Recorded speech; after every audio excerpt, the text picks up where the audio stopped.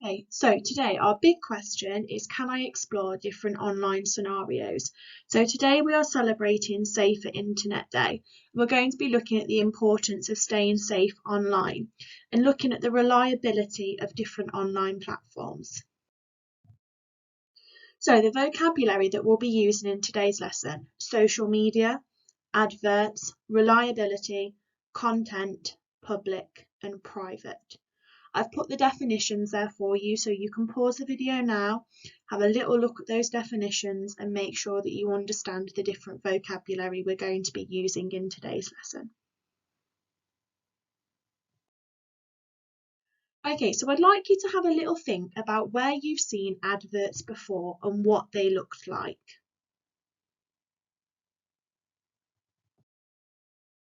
So for our first activity for today, I'd like you to create a grid with the following headings. So places I have seen adverts and adverts I have seen. You're then going to set yourself a challenge. So how many different places can you think of where you've seen adverts in 2 minutes? For example, this might be in town, on the telly, in a magazine, in a book. Then you're going to set yourself another 2-minute challenge. Can you make a list of all the different adverts that you've seen? These adverts might be promoting food, drinks, toys, games, anything that you can think of. So I'd like you to pause the video now while you complete this activity.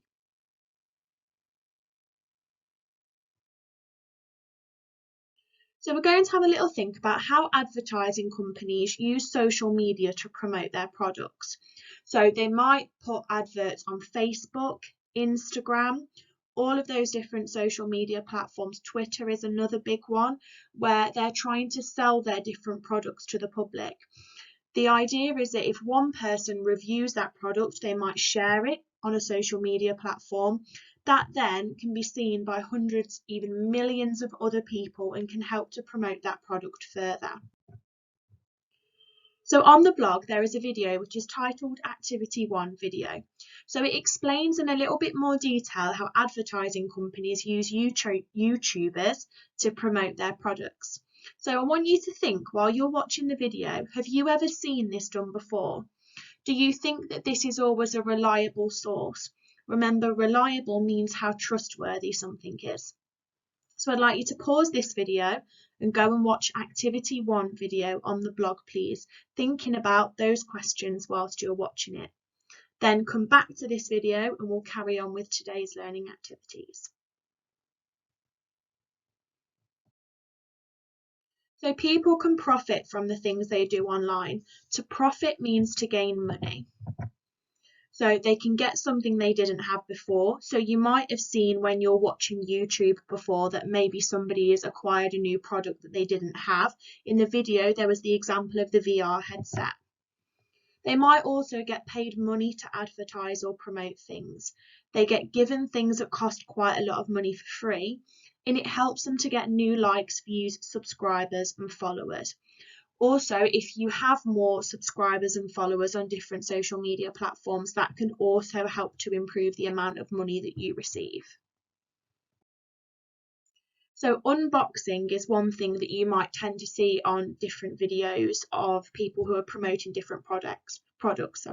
So this is a video where someone unpacks a parcel on camera. Okay, the creator can profit, so they might be able to get some money from this. A giveaway. So this is where they might say, subscribe to this video to be in with a chance of winning this. So it's a competition where that free prize can be won. Again, they're promoting that product. And again, they can profit from this. A collab, so that's an abbreviation for collaboration. So this is when we work with somebody else. So you might find that YouTubers work together, or a couple of companies work together, or a particular YouTuber or celebrity might promote that particular company. So you have some celebrities that work closely with clothing companies like Pretty Little Thing, Boohoo, different companies like that, and they will wear those clothes and always tag that company in the post that they put online so that they are getting lots of attention. And again, they can profit from that. So merch, that's an abbreviation for merchandise. So merchandise is different products that companies sell. They're the ones that are available and they're always connected with popular people or brands. So going back to the example of Pretty Little Thing, Boohoo, Misguided, different clothing companies like that. And again, and an affiliate link. So this is where the person who is promoting that particular item will put the link to the website where they've received that free product from. So it's often a shop. The creator earns money every time somebody clicks on it. So if it's on a YouTube video, for example, they tend to say that the link is in the bio. It works quite similarly with Instagram as well. And again, they'll profit from it. It is the law, so if people are promoting particular items, they must tell you that they've been paid to advertise that particular thing. So it's really important that if you do see anything like that online, you make sure that they have posted somewhere that they are being promoted by this company or they're in a collaboration with that particular company. So they might say something along the lines of ad, gifted. So we're now going to look at our second activity, which is focusing on the difference between public and private. So remember, a public account is where members of the public can see the content that you post. By content, I mean the different information. So if your account is public, you don't have to know them for them to be able to access your content and your information. So for them to be able to see videos, photos that you post on there, you don't have to give them permission to be able to view those. However, a private account is where only your friends or people that you know or people that you have on that particular social media platform can see the content that you post. Also, sometimes with a private account, you can change your settings so that you have to approve something before it goes onto your social media. So you're in control of what people can see. So to begin with, I'd like you to have a think about why people create both public and private accounts. There's no right or wrong answer to this question. I just want you to have a little think about your opinion. I'd then like you to complete the activity titled Public or Private. So in this activity, there's different examples of content, for example, nicknames, names of pets, addresses, personal information. And I'd like you to decide whether you think that this information should be shared on a public account or a private account. It's up to you how you want to present your activity. I'd like you to pause the video now while you complete activity 2. So we're now going to have a look at the impact sharing content can have on people and friendships. A lot of us may sometimes share photos that we found. It might include our friends in those photos. It might be videos with those people around us. But before we post that content, it's really important that you have permission from anyone that is involved in that photo or image. Otherwise, it can cause people to feel upset, embarrassed, and it can cause problems within friendships then. We're going to have a look at an example of that now. So on the next slide, you'll see an apology note. And I'd like you to think about the following questions while reading that apology note. Why is Joe saying sorry? What has happened? Whose fault is it? Joe has fallen out with Mika. How does Mika feel in this scenario? And how do you think Joe is feeling? So here is the apology note, and I'd just like you to have a think about those questions while you're reading it. So the note reads, Hi Mika, I'm really sorry the photo upset you. I didn't know that you thought it was embarrassing. I thought it was really funny.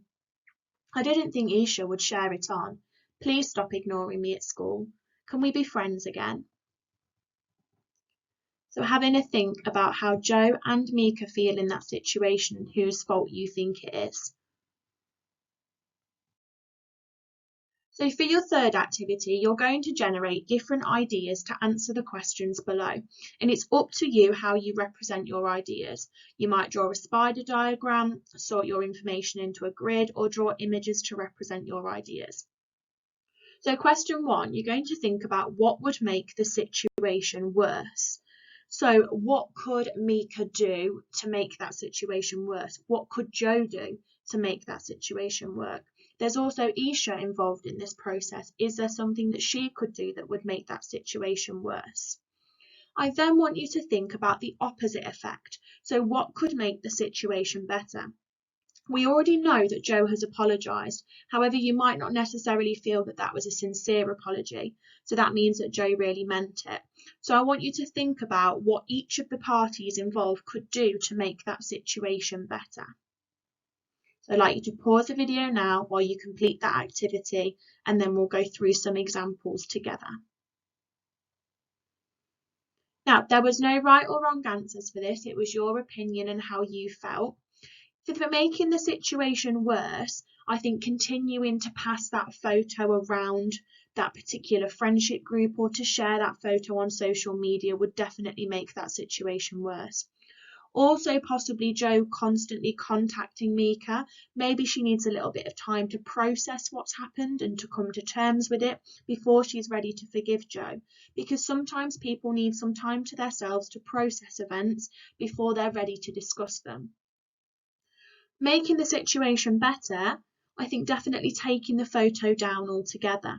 Again, it might be that the three girls have time apart from each other before they have that conversation about resolving any issues. It might be that in future, Mika shares how she feels about content being posted online, as Jo may not have understood that it could have made her feel upset. So in both of those situations, we can see that communication is really, really important. Sharing how you feel, making sure that you talk to people before sharing that content. Like I said, everybody involved needs to have given permission before we go ahead and post something. This is something you can look at in private settings as well. So if somebody tries to tag you in a video or a photo, you can approve for that to be seen by people who have access to your social media in terms of they can see your content. So for our fourth and final activity today, you're going to read the information about, is what that should say, Safer Internet Day on the blog titled Safer Internet Fact File. So using the fact file and all the different information that we've discussed from today's activities, you're going to create your own information poster on the importance of being safe online. You can represent this in any way you'd like. It could be a PowerPoint, a poster, a leaflet, a drawing. However you want to show me that you understand the importance of being safe online is fine. When you've completed these, myself and Miss Gallagher would love to see some photos of the hard work that you've been doing at home. Both of our email addresses can be found on the class pages.